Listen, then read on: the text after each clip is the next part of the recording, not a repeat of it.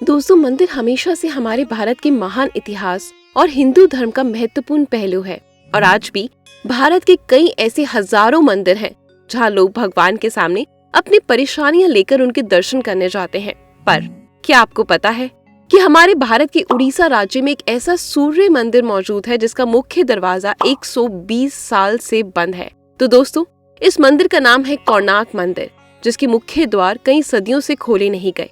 यही कारण है कि इस मंदिर में भक्तों से ज्यादा टूरिस्ट और एनसाइट कलाकृतियां पसंद करने वाले लोग आते हैं, जिस मंदिर के भव्य स्ट्रक्चर को देखकर हैरान रह जाते हैं, जिसकी भव्यता आप इस मंदिर की तस्वीरों से साफ साफ देख सकते हैं।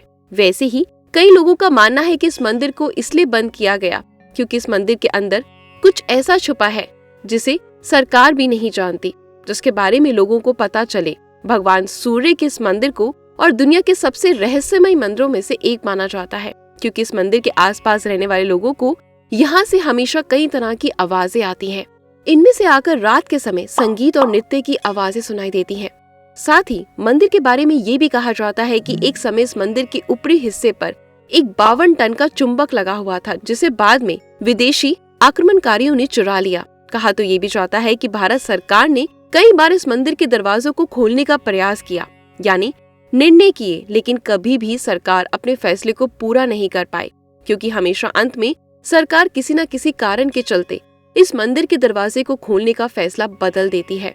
मानो सरकार भी नहीं चाहती कि इस मंदिर में छुपे रहस्य की सच्चाई दुनिया के सामने आए। आज के इस वीडियो में हम सबसे महत्वपूर्ण रहस्यमय और प्राचीन मंदिरों में से एक कोणार्क मंदिर के बारे में जानने वाले हैं। भारत के उड़ीसा राज्य के पूरे शहर 22 मील दूर मौजूद कोणार्क सूर्य मंदिर चंद्रभागा नदी के किनारे पर बना हुआ है। भारत का सबसे बड़ा सूर्य देव को समर्पित इस मंदिर की भव्यता और आश्चर्यजनक स्ट्रक्चर के कारण इसे भारत सरकार द्वारा दुनिया के 10 सबसे बड़े मंदिरों में गिना जाता है। ये मंदिर सच में देखने में बहुत खूबसूरत है क्योंकि इसे बनाने वाले ने इसे एक रथ की आकृति दी है। इस मंदिर के चारों ओर 12 विशाल पहिए मौजूद हैं, जिन्हें आगे 7 बड़े घोड़ों की आकृति बनी है।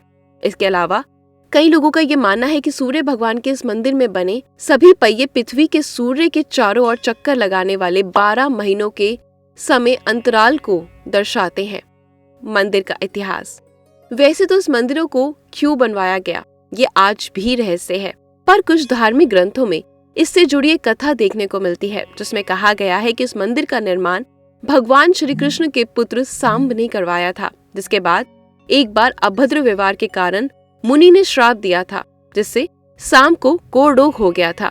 जिसके उपाय के लिए जब सांब ऋषि कटक से उपाय मांगने लगे तो ऋषि ने कहा कि तुम्हें इस श्राप से केवल भगवान सूर्य ही बचा सकते हैं। जिसके बाद सांब ने चंद्रभागा नदी के किनारे पर पूरे 12 वर्ष तक भगवान सूर्य की तपस्या करी, जिससे भगवान सूर्य ने प्रसन्न होकर सांब को उसके श्राप से मुक्ति दे दी। जिसके बाद सांब ने भगवान सूर्य को प्रसन्न करने के लिए एक भव्य सुंदर मंदिर का निर्माण किया। इसी मंदिर को कोणार्क सूर्य कहा जाता है।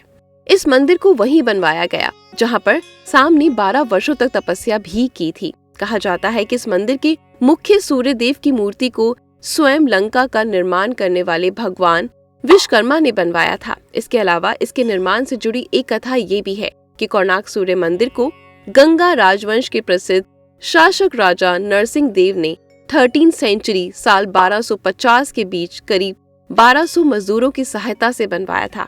कोणार्क मंदिर के बारे में ये भी कहा जाता है कि शाम के समय हमें पायल की आवाजें सुनने को मिलती है क्योंकि आज भी इस मंदिर में नृत्यकाएं आती हैं जो कभी यहाँ मौजूद राजा के दरबार में नृत्य किया करती थी। कहा जाता है कि साल 1903 में अचानक ब्रिटिश सरकार द्वारा भगवान सूर्य के इस कोणार्क सूर्य मंदिर को पूरे तरीके से रेत से भरकर बंद कर दिया गया था और मंदिर का मुख्य दरवाजा तब से लेकर आज तक बंद है। इस पूरी घटना को आज 120 साल बीत चुके हैं, लेकिन फिर भी भारत सरकार ने इस मंदिर के मुख्य दरवाजों को दोबारा खोलने की हिम्मत नहीं करी। इस मंदिर को 2 अलग अलग भागों में बनवाया गया था, जिसके आगे वाले भाग का ज्यादातर हिस्सा आज नष्ट हो चुका है। पर कहा जाता है कि पुराने समय में मंदिर के एक हिस्से पर कांच या फिर मेटेलिक परत मौजूद थी, जिसके कारण सूर्य की सबसे पहली किरण मंदिर के आगे भाग से टकराकर मुख्य मंदिर और उसमें रखे सूर्य भगवान की मूर्ति तक पहुंचती थी, जिससे मंदिर की सुंदरता कई गुना बढ़ जाती थी। इस मंदिर का निर्माण एक सैंडविच आकृति की तरह है, जिसमें दो अलग अलग के बीच एक लोहे का भाग मौजूद है, जिस पर लगे पिलर मंदिर के ऊपरी भाग को संतुलन प्रदान करते हैं। मान्यता तो ये भी है कि आज से 100 साल पहले इस मंदिर के ऊपरी भाग पर एक 52 फीट टन का चुंबक भी मौजूद था, जो पूरे मंदिर को संतुलित करने और सुरक्षित रखता था। और चुंबक के कारण ही मंदिर में रखी मुख्य सूर्यदेव की लोहे की मूर्ति हवा में उड़ती रहती थी। वैसे तो आज हम जानते हैं कि इसके पीछे विज्ञान छुपा है, लेकिन पुराने समय में ये कार्य सच में लोगों के लिए बहुत ज्यादा आश्चर्यचकित करने वाला था। पर दुख की बात तो ये है कि आज हमें इस कारीगरी का सबूत देखने को नहीं मिलता, क्योंकि कहा जाता है पुराने समय में भारत पर समुद्र के जरिए आक्रमण करने वाले आक्रमणकारियों ने इस मंदिर के चुंबक को उतार दिया और अपने साथ ले गए, क्योंकि जब भी वे भारत उड़ीसा तट से होकर गुजरते थे तब इस चुंबक के कारण जहाज में लगे कंपास काम करना बंद कर देते थे। उनके जहाज दुर्घटनाग्रस्त हो जाया करते थे और कहा जाता है कि जैसे ये चुंबक मंदिर से हटाया गया तब से मंदिर धीरे धीरे टूटने लगा, क्योंकि ये चुंबक इस मंदिर के स्ट्रक्चर का अहम भाग था। लेकिन फिर भी भक्तों ने इस मंदिर को लगातार बचाकर रखने की कोशिश की। इसके अलावा जब 16वीं शताब्दी की शुरुआत में भारत के अंदर मुस्लिम शास्त्रों की ताकत बढ़ती जा रही थी, तब भारत के इस मंदिर को भी तोड़ने की कोशिश की गई, लेकिन यहाँ पर मौजूद भक्तों ने किसी तरह इस मंदिर को बचाकर रखा। इसके मुख्य भगवान सूर्यदेव की मूर्ति को दबा दिया। वैसे इसके बाद इस मूर्ति के साथ क्या हुआ ये आज भी एक रहस्य की बात है, क्योंकि कई लोगों का मानना है कि इसको वापस जमीन से निकालकर पुरी के ही जगन्नाथ मंदिर में रखवा दिया गया था। आज भी ये मूर्ति जगन्नाथ मंदिर के प्रांगण में इंद्रदेव की मूर्ति के पास विराजमान है। पर ज्यादातर लोग इस बात से आज भी सहमत नहीं। उनका मानना है कि कोणार्क मंदिर की मुख्य मूर्ति आज भी खोजी जानी बाकी है। वैसे क्योंकि इस मंदिर के मुख्य कम्पार्ट बंद रहते हैं, तो इसके अंदर मुख्य सूर्यदेव की मूर्ति भी मौजूद नहीं है। इसलिए यहाँ पर भारत के दूसरे प्राचीन मंदिरों की तरह भक्तों का जमावड़ा आपको देखने को नहीं मिलेगा।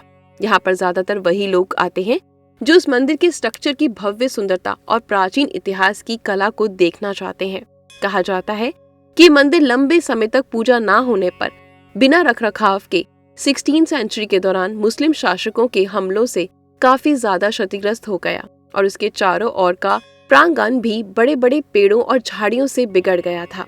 और एक समय तो ऐसा भी आया जब देखकर लग रहा था कि ये मंदिर ज्यादा समय तक टिक नहीं पाएगा। इसके बाद इस मंदिर के प्राचीन इतिहास को देखते हुए 1900 में एक ब्रिटिश ऑफिसर जॉन बर्डन ने इस मंदिर के चारों ओर बड़ी बड़ी दीवारों का निर्माण किया और इस मंदिर को पूरे तरीके से ढककर अंदर रेत भरवा दी, ताकि दूसरे समुदाय के हमलों और नेचुरल डिजास्टर से इसे बचाया जा सके।